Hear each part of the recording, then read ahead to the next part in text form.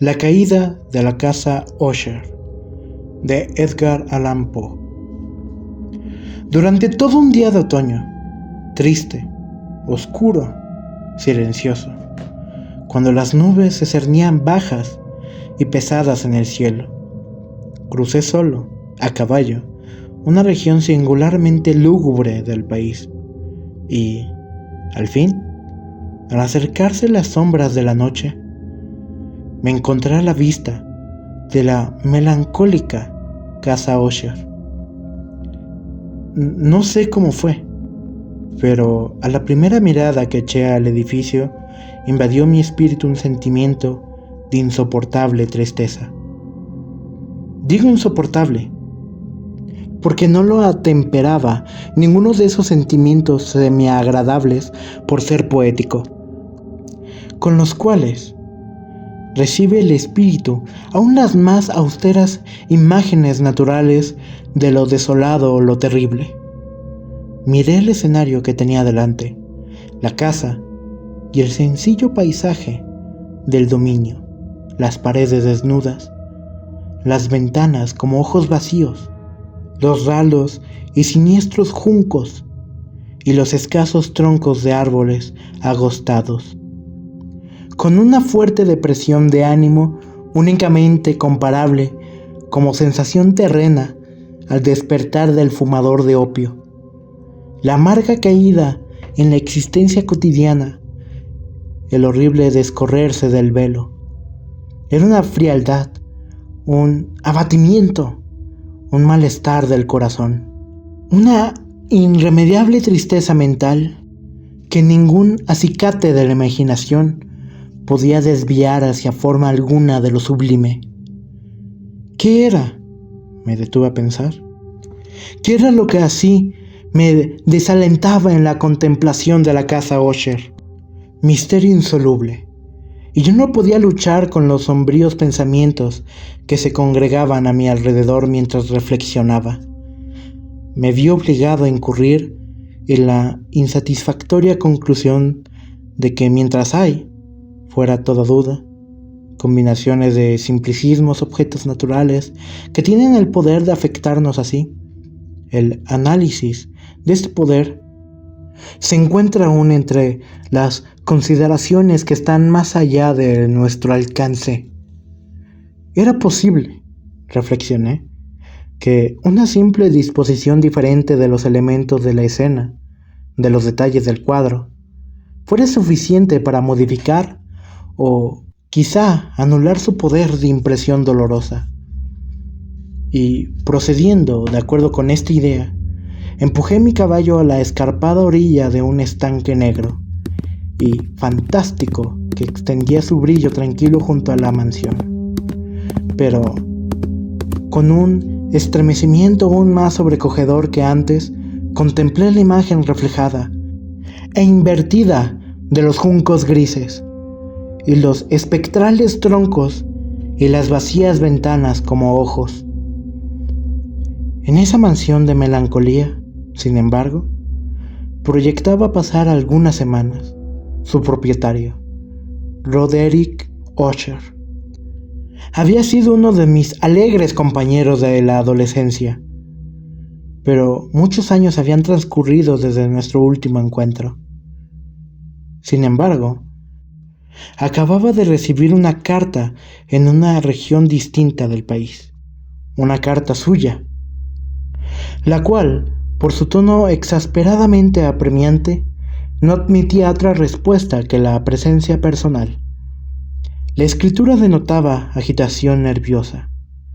El autor hablaba de una enfermedad física aguda, de un desorden mental que lo oprimía y de un intenso deseo de verme por ser su mejor y, en realidad, su único amigo personal, con el propósito de lograr, gracias a la jovialidad de mi compañía, algún alivio a su mal.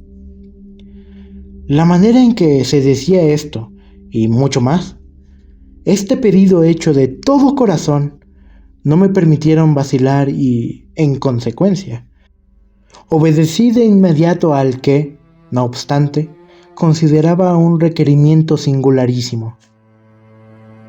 Aunque de muchachos habíamos sido camaradas íntimos, en realidad poco sabía de mi amigo. Siempre se había mostrado excesivamente reservado. Yo sabía, sin embargo, que su antiquísima familia se había destacado desde tiempos inmemorables por una peculiar sensibilidad de temperamento desplegada.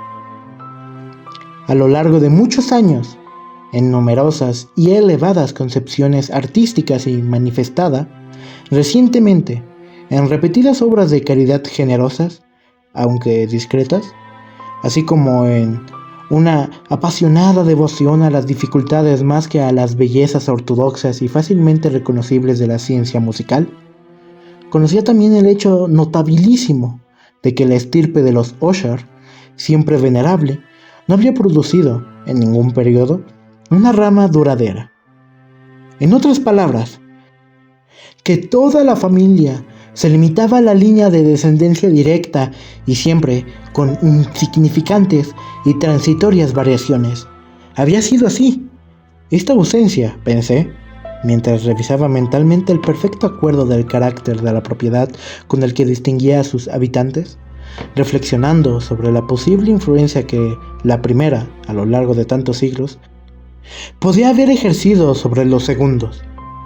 Esta ausencia, quizá, de ramas colaterales y la consiguiente transmisión constante de padre a hijo, del patrimonio junto con el nombre, era la que, al fin, identificaba tanto a los dos, hasta el punto de fundir el título originario del dominio en el extraño y equívoco nombre de Casa Usher.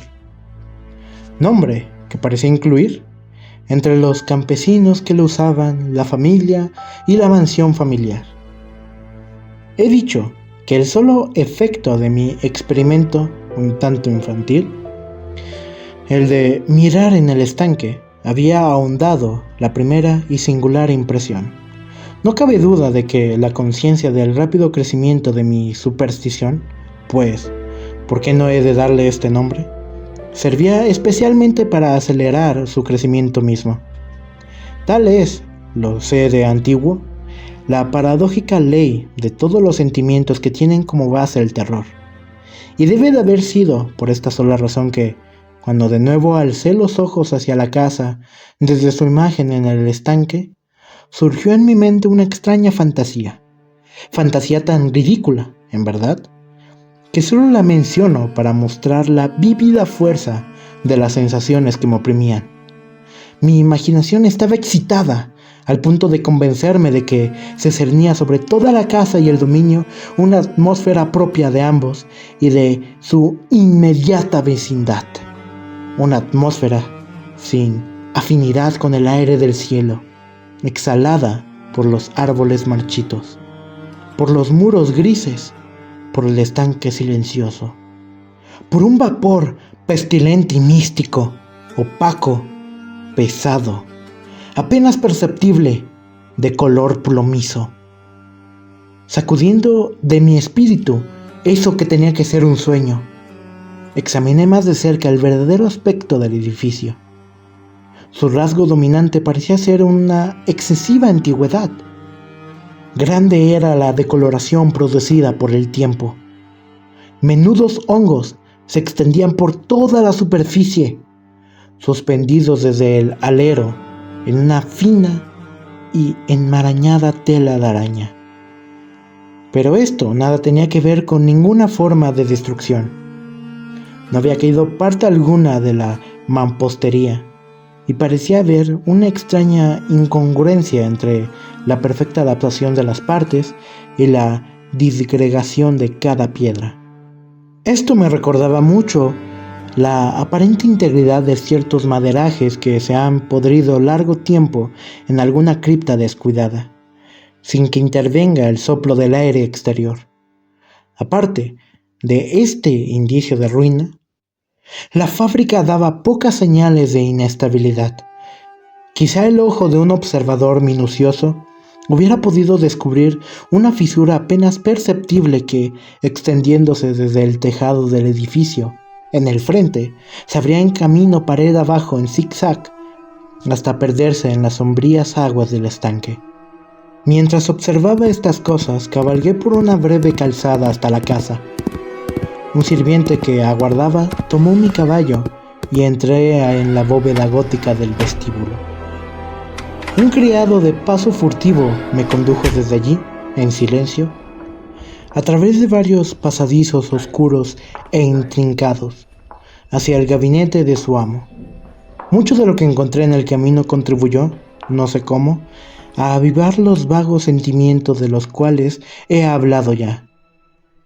Mientras los objetos circundantes, los relieves de los cielos rasos, los oscuros tapices de las paredes, el ébano negro de los pisos, los fantasmagóricos trofeos heráldicos que rechinaban a mi paso, eran cosas a las cuales, o a sus semejantes, estaba acostumbrado desde la infancia. Mientras cavilaba en reconocer lo familiar que era todo aquello, me asombraban por lo insólitas las fantasías que esas imágenes no habituales provocaban en mí. En una de las escaleras encontré al médico de la familia. La expresión de su rostro, pensé, era una mezcla de baja astucia y de perplejidad. El criado abrió entonces una puerta y me dejó en presencia de su amo. La habitación donde me hallaba era muy amplia y alta. Tenía ventanas largas, estrechas y puntiagudas, y a distancia tan grande del piso del roble negro, que resultaba absolutamente inaccesible desde adentro. Débiles fulgores de luz carmesí se abrían paso a través de los cristales enrejados y servían para diferenciar suficientemente los principales objetos. Los ojos, sin embargo, luchaban en vano para alcanzar los más remotos ángulos del aposento, a los huecos del techo abovedados y esculpidos. Oscuros tapices colgaban desde las paredes. El moblaje general era profuso, incómodo, antiguo y destartalado. Había muchos libros e instrumentos musicales en desorden, que no lograban dar ninguna vitalidad a la escena. Sentí que respiraba una atmósfera de dolor, un aire de dura, profunda e irremediable melancolía lo envolvía y penetraba todo. A mi entrada, Usher se incorporó de un sofá donde estaba tendido cuán largo era y me recibió con calurosa vivacidad, que mucho tenía, pensé al principio, de cordialidad excesiva. Del esfuerzo obligado del hombre de mundo en huye, pero una mirada a su semblante me convenció de su perfecta sinceridad. Nos sentamos y, durante unos instantes, mientras no hablaba, lo observé con un sentimiento en parte de compasión, en parte de espanto. Seguramente hombre alguno hasta entonces había cambiado tan terriblemente en un periodo tan breve como Roderick Usher. A duras penas pude llegar a admitir la identidad de ser exsangue que tenía ante mí, con el compañero de mi adolescencia. Sin embargo, el carácter de su rostro había sido siempre notable. La tez cadavérica, los ojos, grandes, líquidos, incomparablemente luminosos, los labios, un tanto finos y muy pálidos, pero de una curva extraordinariamente hermosa. La nariz, de delicado tipo hebreo, pero de ventanillas más abiertas de lo que es habitual en ellas. El mentón, finamente modelado, revelador, en su falta de prominencia, de una falta de energía moral. Los cabellos, más suaves y más tenues que tela de araña. Estos rasgos y el excesivo desarrollo de la región frontal constituían una fisionomía difícil de olvidar. Y ahora, la simple exageración del carácter dominante de esas facciones y de su expresión habitual revelaban un cambio tan grande que dudé de la persona con quien estaba hablando. La palidez espectral de la piel, el brillo milagroso de los ojos, por sobre todas las cosas me sobresaltaron y aún me aterraron. El sedoso cabello, además, había crecido al descuido y, como en su desordenada textura de telaraña flotaba más que caía alrededor del rostro. Me era imposible, aún haciendo un esfuerzo, relacionar su enmarañada apariencia con idea alguna de simple humanidad. En las maneras de mi amigo me sorprendió encontrar incoherencia, inconsistencia, y pronto descubrí que era motivada por una serie de débiles y futiles intentos de vencer un azoramiento habitual, una excesiva agitación nerviosa.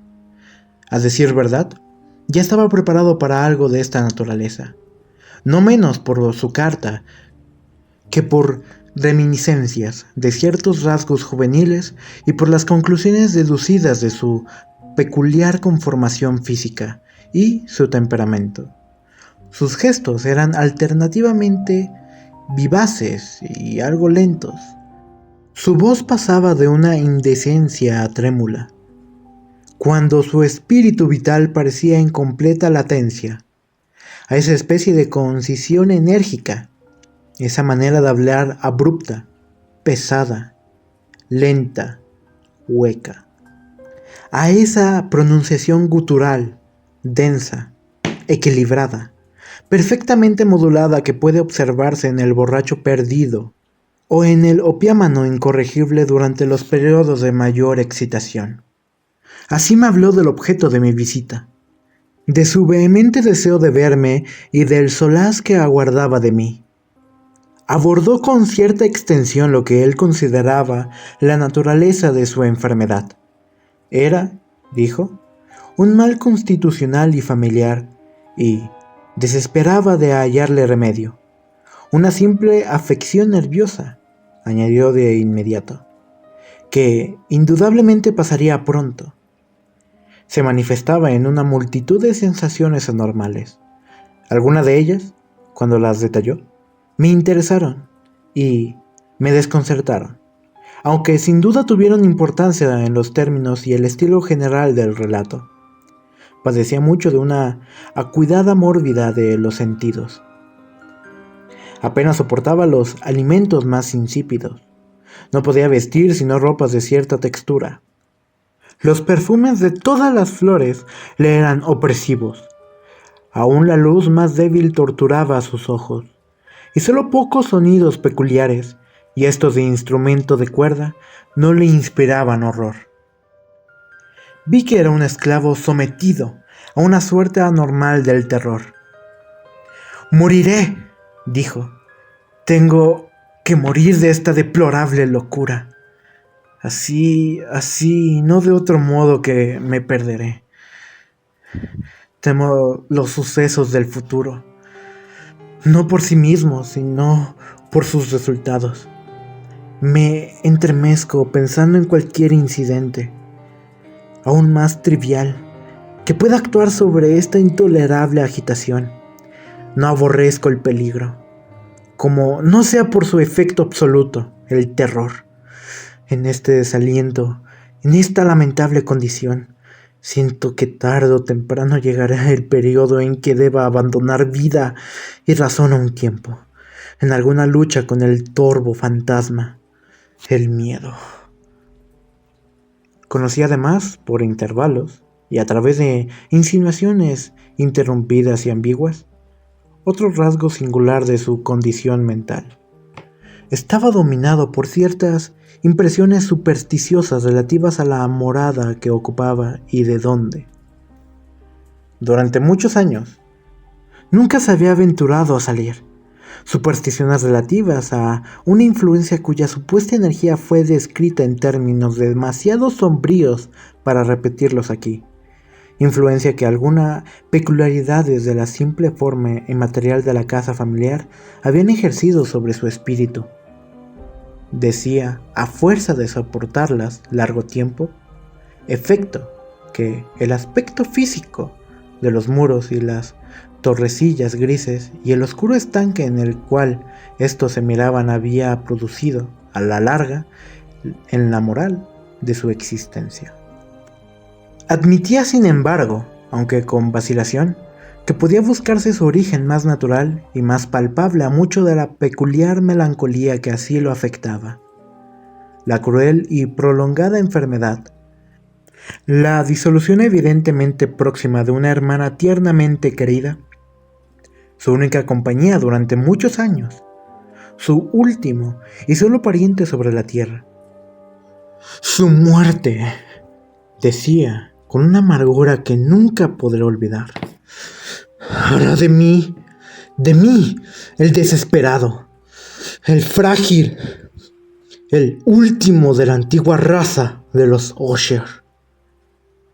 Mientras hablaba, Lady Madeline, que así se llamaba, pasó lentamente por un lugar que, apartado del aposento y sin notar mi presencia, desapareció. La miré con un extremado asombro, no desprovisto de temor, y sin embargo, me es imposible explicar estos sentimientos.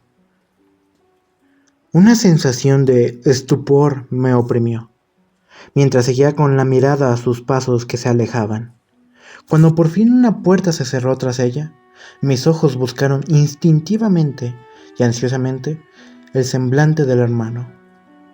Por este había hundido la cara entre las manos y solo pude percibir que una palidez mayor que la habitual se extendía en los dedos descarnados, por entre los cuales se filtraban apasionadas lágrimas.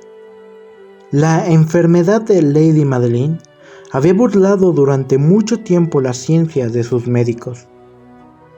Una apatía permanente, un agotamiento gradual de su persona y frecuentes aunque transitorios accesos de carácter parcialmente cataléptico era el diagnóstico insólito.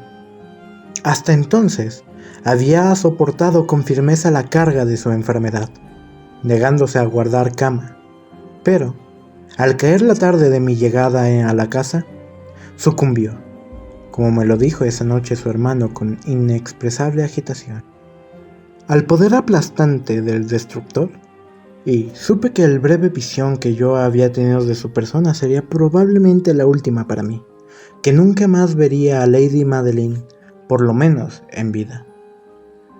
En los varios días posteriores, ni Usher ni yo mencionamos su nombre, y durante este periodo me entregué a vehementes esfuerzos para aliviar la melancolía de mi amigo. Pintábamos y leíamos juntos, o yo escuchaba, como en un sueño, las extrañas improvisaciones de su elocuente guitarra. Y así, a medida que una intimidad cada vez más estrecha me introducía sin reserva en los más recónditos de su alma, iba advirtiendo con amargura la futileza de todo intento de alegrar un espíritu cuya oscuridad, como una cualidad positiva, inherente, se derramaba sobre todos los objetos del universo físico y moral, en una incesante irradiación de tinieblas.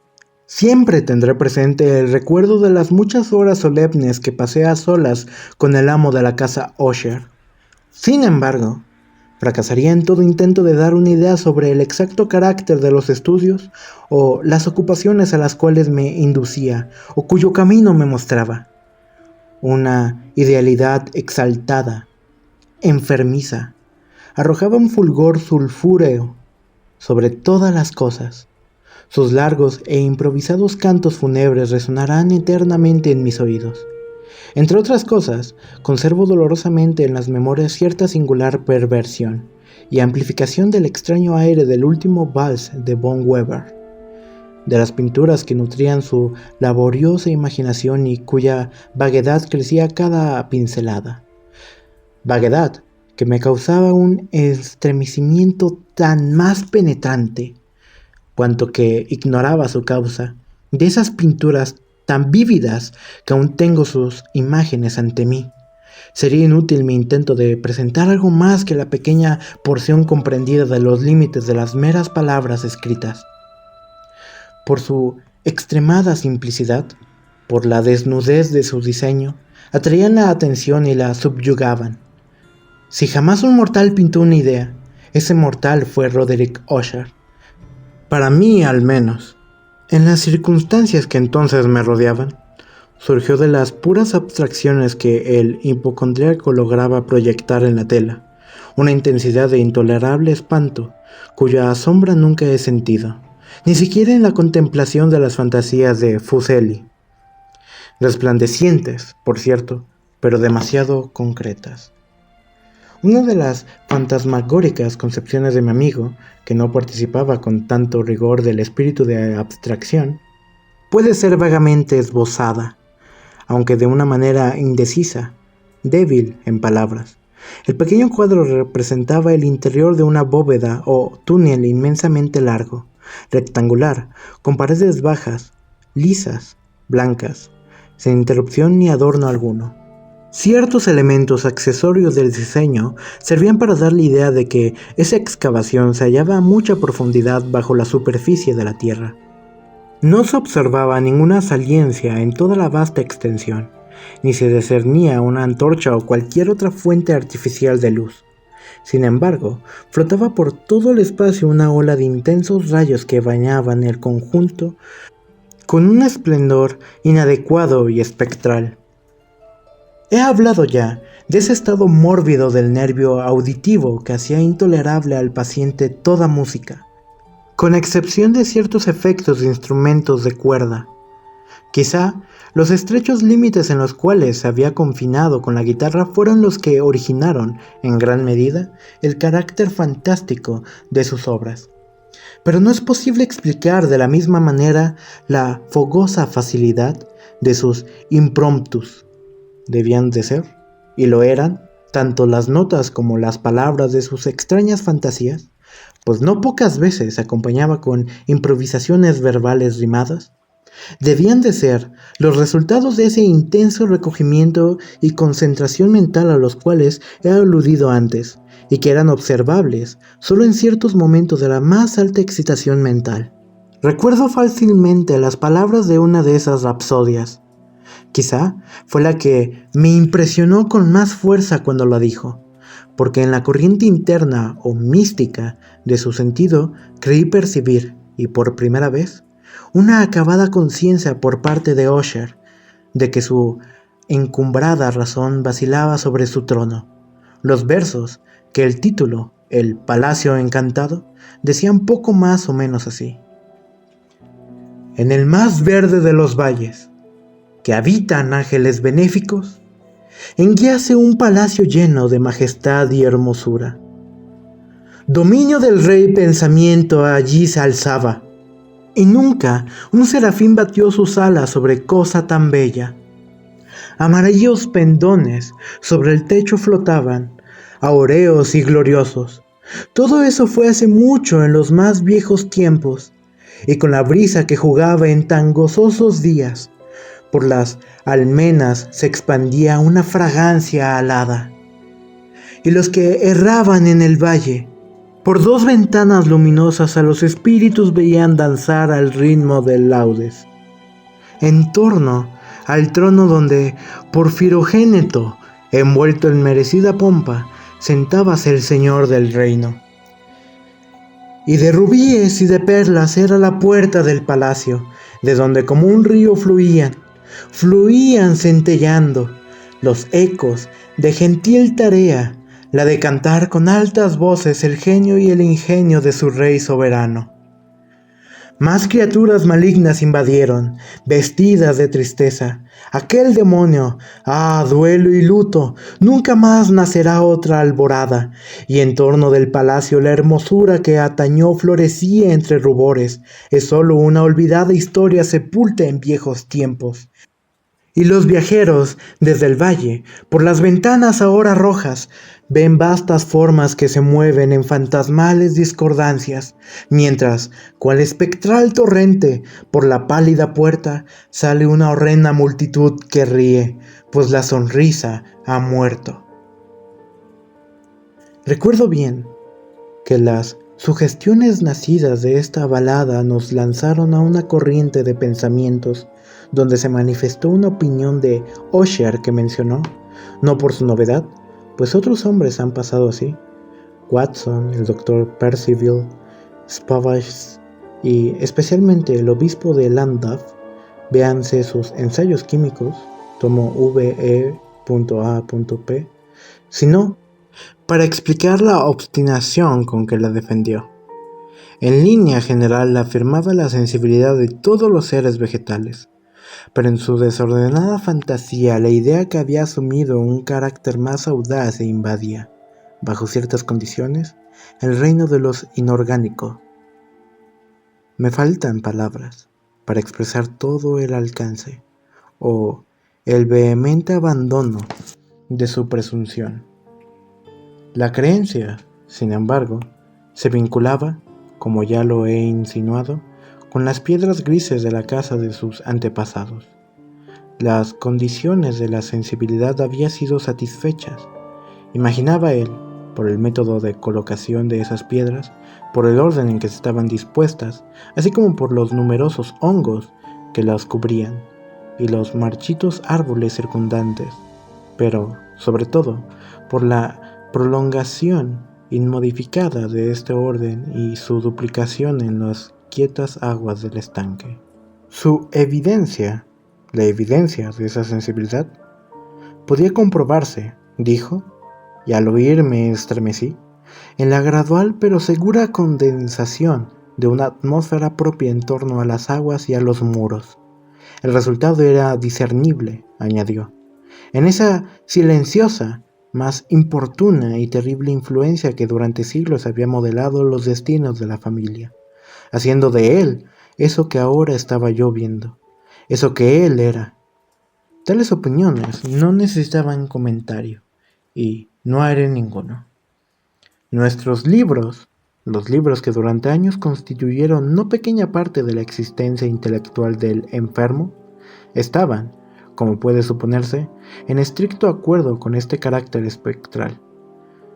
Estudiamos juntos obras tales como el Berber et Chartreuse de Criset, el Belphegor de Maquiavelo, Del cielo y del infierno de Swendenborg, El viaje subterráneo de Nicolas Klim de Olberg, El quiromancia de Robert Flood, Jean Daguin y de la Chambre, El viaje a la distancia azul de Tieck y La ciudad del sol de Campanella. Nuestro libro favorito era un pequeño volumen en octavo de Directorium Inquisitorium del dominico Eimeric de Gironnet, y había pasajes de Pomponius Mela sobre los viejos sátiros africanos y egibanos con los cuales Usher soñaba horas enteras. Pero encontraba su principal deleite en la lectura cuidadosa de un rarísimo y curioso libro gótico en cuarto, el manual de una iglesia olvidada, la Biligish Mortiorum Chorum Ecclesiae Magnutia. No podía dejar de pensar en el extraño ritual de esa obra y en su probable influencia sobre la hipocondría, cuando una noche, tras informarme bruscamente de que Lady Magdalene había dejado de existir, declaró su intención de preservar su cuerpo durante 15 días, antes de su inhumación definitiva, en una de las numerosas criptas del edificio. El humano motivo que alegaba para justificar esta singular conducta no me dejó en libertad de discutir. El hermano había llegado a esta decisión, así me dijo, considerando el carácter insólito de la enfermedad de la difunta, ciertas importunas y ansiosas averiguaciones por parte de sus médicos, la remota y expuesta situación del cementerio familiar. No he de negar que, cuando evoqué el siniestro aspecto de la persona con quien me cruzara en la escalera el día de mi llegada a la casa, no tuve deseo de oponerme a lo que consideré una precaución inofensiva y en modo alguno extraña. A pedido de Usher lo ayudé personalmente en los preparativos de la sepultura temporaria. Ya en el ataúd, los dos solos llevamos el cuerpo a su lugar de descanso. La cripta, donde lo depositamos, por tanto tiempo clausurada que las antorchas casi se apagaron con su atmósfera opresiva, dándonos poca oportunidad para examinarla, era pequeña, húmeda y desprovista de toda fuente de luz. Estaba a gran profundidad, justamente bajo la parte de la casa que ocupaba mi dormitorio, evidentemente había desempeñado, en remoto tiempo feudal, el siniestro oficio de mazmorra, y en los últimos tiempos el de depósito de pólvora o alguna otra sustancia combustible, pues una parte del piso y todo el interior del largo pasillo abovedado que nos llevará hasta allí estaban cuidadosamente revestidos de cobre. La puerta, de hierro macizo, tenía una protección semejante. Su inmenso peso, al moverse sobre los goznes, producía un chirrido agudo e insólito. Una vez depositada la fúnebre carga sobre los caballetes, en aquella región de horror, retiramos parcialmente hacia un lado la tapa todavía suelta del ataúd y miramos la cara de su ocupante. Un sorprendente parecido entre el hermano y la hermana fue lo primero que atrajo mi atención, y Usher, adivinando quizá mis pensamientos, murmuró algunas palabras, por las cuales supe que la muerte y él eran mellizos y que entre ambos habían existido siempre simpatías casi inexplicables. Nuestros ojos, sin embargo, no se detuvieron mucho en la muerte, porque no podíamos mirarla sin espanto. El mal que llevara a Lady Madeline a la tumba en la fuerza de la juventud había dejado, como es frecuente en todas las enfermedades de naturaleza estrictamente cataléptica, la ironía de un débil rubor en el pecho y la cara, y esa sonrisa suspicaz, lánguida, que es tan terrible en la muerte. Volvimos la tapa a su sitio, la atornillamos y asegurada la puerta de hierro, emprendimos el camino con fatiga hacia los aposentos apenas menos lúgubres de la puerta superior de la casa, y entonces, transcurridos algunos días de amarga pena, sobrevino un cambio visible en las características del desorden mental de mi amigo. Sus maneras habituales habían desaparecido. Descuidaba u olvidaba sus ocupaciones comunes. Erraba de aposentos en aposentos con paso presuroso, desigual, sin rumbo. La palidez de su semblante había adquirido, si era posible tal cosa, un tinte más espectral, pero la luminosidad de sus ojos había desaparecido por completo. El tono a veces ronco de su voz ya no se oía, y una vacilación trémula, como en el colmo del terror, caracterizaba ahora su pronunciación. Por momentos, en verdad, pensé que algún secreto opresivo dominaba su mente agitada sin descanso, y que luchaba por conseguir valor suficiente para divulgarlo. Otras veces, en cambio, me veía obligado a reducirlo todo a las meras e inexplicables divagaciones de la locura, pues lo veía contemplar el vacío horas enteras, en actitud de profundísima atención, como si escuchara algún sonido imaginario. No es de extrañarse que su estado me aterrara, que me inficionara. Sentí que a mi alrededor, a pasos lentos pero seguros, se deslizaban las extrañas influencias de sus supersticiones fantásticas y contagiosas. Al retirarme a mi dormitorio la noche del 7º u 8º día después de que Lady Madeline fuera depositada en la mazmorra, y siendo ya muy tarde, experimenté de manera especial y con toda su fuerza esos sentimientos. El sueño no se acercaba a mi lecho y las horas pasaban y pasaban. Luché por racionalizar la nerviosidad que me dominaba.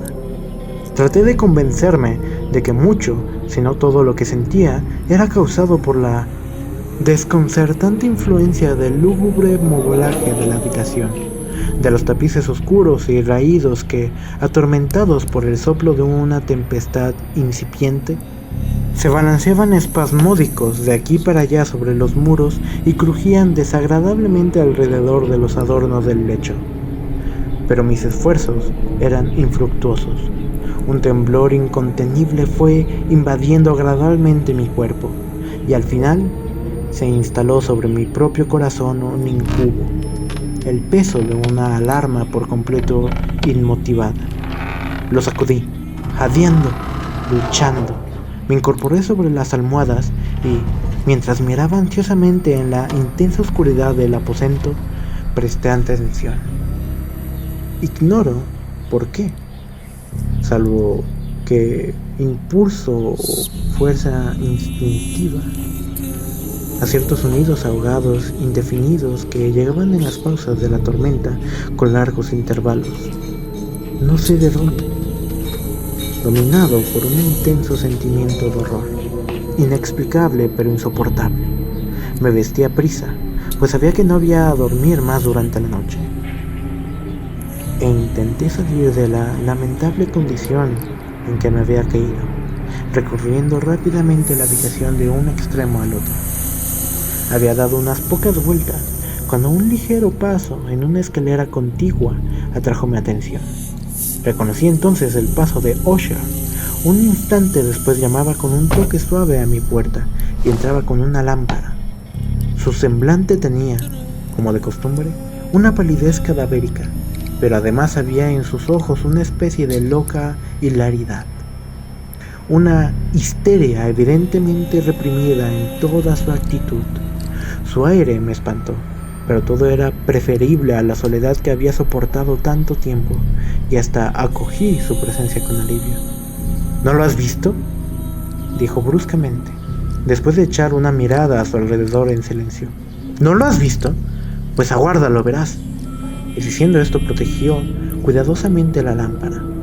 Se precipitó a una de las ventanas y la abrió de par en par a la tormenta.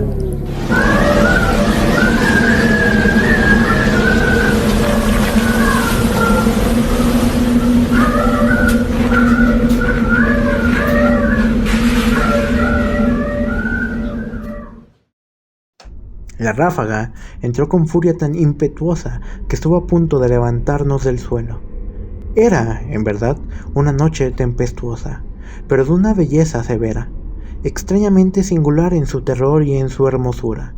Al parecer, un torbellino desplegaba su fuerza en nuestra vecindad, pues había frecuentes y violentos cambios en la dirección del viento, y la excesiva densidad de las nubes, tan bajas que oprimían casi las torrencillas de la casa, no nos impedían advertir la viviente velocidad con que acudían de todos los puntos, mezclándose unas con otras sin alejarse. Digo que aún su excesiva densidad no nos impedía advertirlo, y sin embargo no nos llegaba ni un atisbo de la luna o de las estrellas, ni se veía el brillo de un relámpago, pero las superficies inferiores de las grandes mesas de agitado vapor, así como todos los objetos terrestres que nos rodeaban, resplandecían en la luz extranatural de una exhalación gaseosa, apenas luminosa y claramente visible, que se cernía sobre la casa y la amortajaba. «No debes mirar, no mirarás eso», dijo, estremeciéndome, mientras con suave violencia apartaba a Usher de la ventana para conducirlo a un asiento. Estos espectáculos que te confunden son simplemente fenómenos eléctricos nada extraños, o quizá tengan su horrible origen en el miasma corrupto del estanque. Cerremos esta ventana.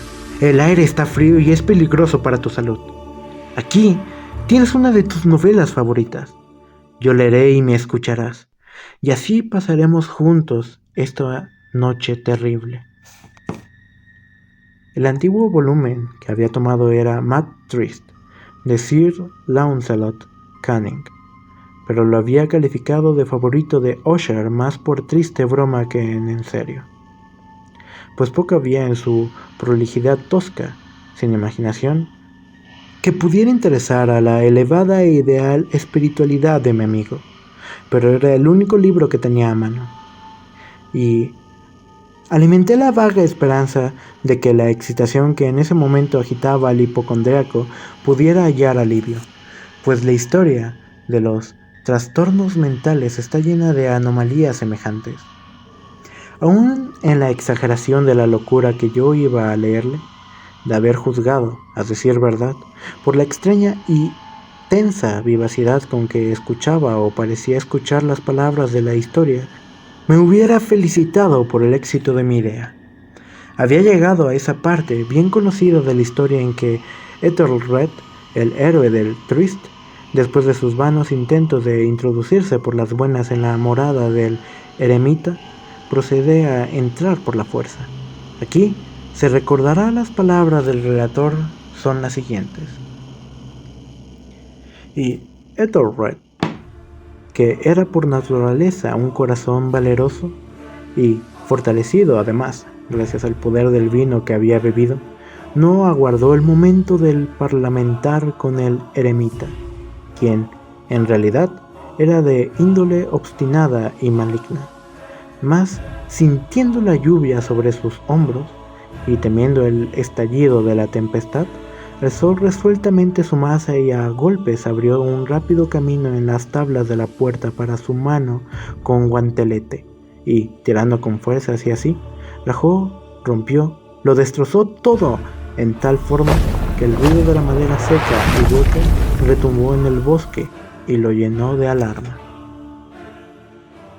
Al terminar esta frase me sobresalté y por un momento me detuve, pues me pareció, aunque enseguida concluí que mi excitada imaginación me había engañado, me pareció que, de alguna remotísima parte de la mansión, llegaba confusamente a mis oídos algo que podía ser, por su exacta similitud, el eco, aunque sofocado y sordo, por cierto, del mismo ruido de rotura, de destrozo, que Sir Lancelot había descrito con tanto detalle.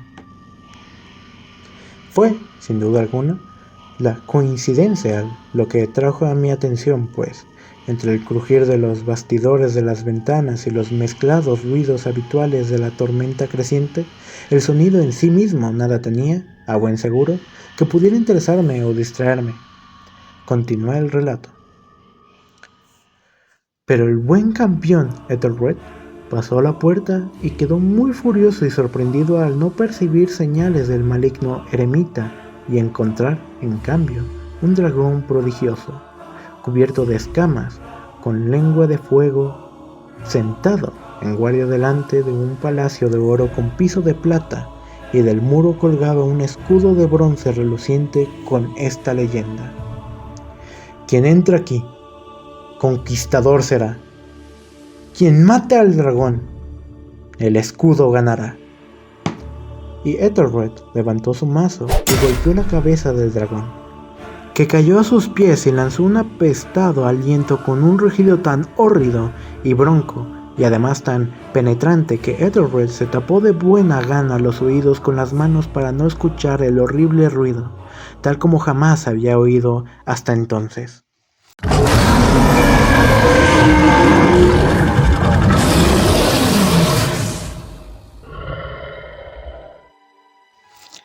Aquí me detuve, otra vez bruscamente, y ahora, con un sentimiento de violento asombro, pues no podía dudar de que en esta oportunidad había escuchado realmente, aunque me resultaba imposible decir de qué dirección procedía, un grito insólito, un sonido chirriante, sofocado y aparentemente lejano, pero áspero, prolongado.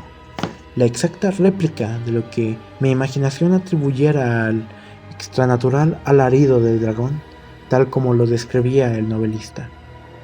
Oprimido, como por cierto lo estaba desde la segunda y más extraordinaria coincidencia, por 1000 sensaciones contradictorias, en las cuales predominaba el asombro y un extremado terror, conservé, sin embargo, suficiente presencia de ánimo para no excitar con ninguna observación la sensibilidad nerviosa de mi compañero. No era nada seguro que hubiese advertido los sonidos en cuestión, aunque había producido durante los últimos minutos una evidente y extraña alteración en su apariencia. Desde su posición frente a mí había hecho girar gradualmente su silla, de modo que estaba sentado mirando hacia la puerta de la habitación, y así, solo en parte, podía ver yo sus facciones.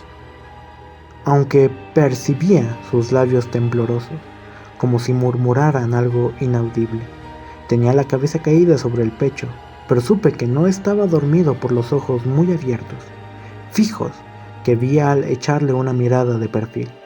El movimiento del cuerpo contradecía también esta idea, pues se mecía de un lado a otro con un balanceo suave, pero constante y uniforme. Luego de advertir rápidamente todo esto, proseguía el relato de Sir Lancelot, que decía así: y entonces el campeón, después de escapar a la terrible furia del dragón, se acordó del escudo de bronce y del encantamiento roto.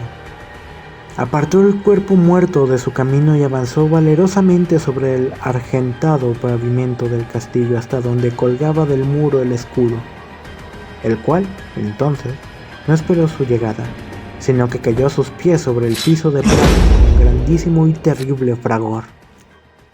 Apenas había salido de mis labios estas palabras, cuando, como si realmente un escudo de bronce en ese momento hubiera caído con todo su peso sobre un pavimento de plata, percibí un eco claro, profundo, metálico y resonante, aunque en apariencia sofocado.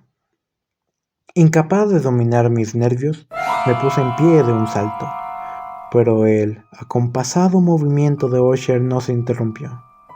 Me precipité al sillón donde estaba sentada. Sus ojos miraban fijos hacia adelante y dominaba su persona una rigidez pétrea. Pero cuando posé mi mano sobre su hombro, un fuerte estremecimiento recorrió su cuerpo. Una sonrisa malsana tembló en sus labios y vi que hablaba con un murmullo bajo, apresurado, ininteligible, como si no advirtiera mi presencia. Inclinándome sobre él, muy cerca, bebí, por fin, el horrible significado de sus palabras. ¿No lo oyes? Sí, yo lo oigo y lo he oído. Mucho tiempo y minutos, muchas horas, muchos días, lo he oído. Pero no me atrevía a compadecerme. Misero de mí, desventurado. No me atrevía a hablar. La encerramos viva en la tumba. ¿No dije que mis sentidos eran agudos? Ahora te digo que oí sus primeros movimientos débiles en el fondo del ataúd. Los oí hace muchos días y no me atreví a hablar. Y ahora, esta noche, Ethelred, la puerta rota de la ermita y el grito de muerte del dragón y el estruendo del escudo. Di, mejor, el ruido del ataúd al rajarse y al chirriar de los férreos goznes de su prisión. Y sus luchas dentro de la cripta por el pasillo abovedado, revestido de cobre. Oh, ¿dónde huiré? ¿No estará aquí pronto? ¿No se precipita a reprocharme mi prisa? ¿No he oído sus pasos en la escalera? ¿No distingo el pesado y horrible latido de su corazón? ¡Insensato! Y aquí, furioso, de un salto se puso de pie y gritó estas palabras, como si en ese esfuerzo entregara su alma. ¡Insensato! Te digo que está del otro lado de la puerta.